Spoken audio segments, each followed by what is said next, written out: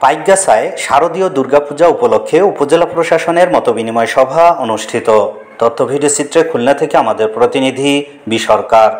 পাইকগাছায় শারদীয় দুর্গাপূজা উপলক্ষে উপজেলা প্রশাসনের আয়োজনে পূজা উদযাপন পরিষদ ও মন্দির কমিটির সভাপতি ও সম্পাদকদের সাথে মতবিনিময় সভা অনুষ্ঠিত হয়েছে।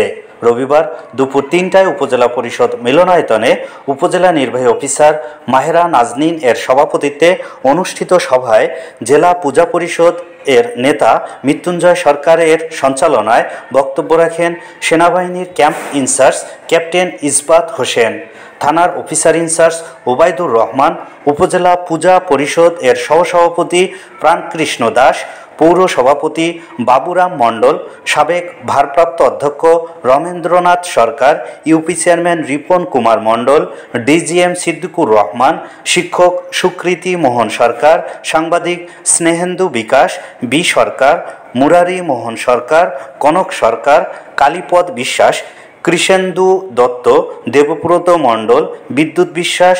সভায় কেন্দ্রীয় পূজা পরিষদ ও জেলা প্রশাসনের নির্দেশনায় কঠোর নিরাপত্তার মধ্য দিয়ে শান্তিপূর্ণভাবে পূজা উদযাপনের সিদ্ধান্ত গৃহীত হয়।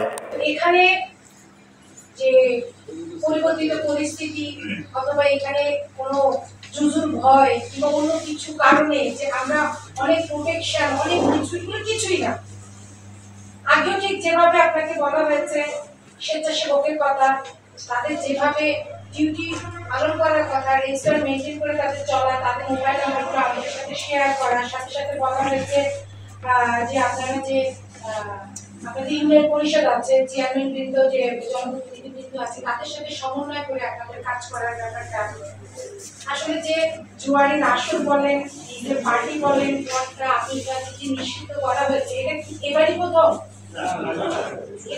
এবারই প্রথম। আমার কাছে কোনো কিছু মনে হচ্ছে না যে এবারের জন্য আলাদাভাবে কিছু করা হচ্ছে।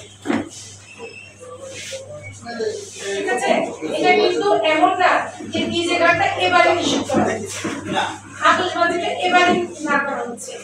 তাহলে আসলে সবার মধ্যে প্রাণ নাই, প্রাণ থাকতে হবে। এই প্রাণটাকে অন্য কেউ যদি পুঁজি করে কোনো কাজ না করতে পারে, আমাদের ভিতরে যদি আমাদের উৎসব নিয়ে প্রাণ না থাকে তাহলে থাকতে পারে। আমি একা আপনাদের প্রোগ্রাম মনে করি না।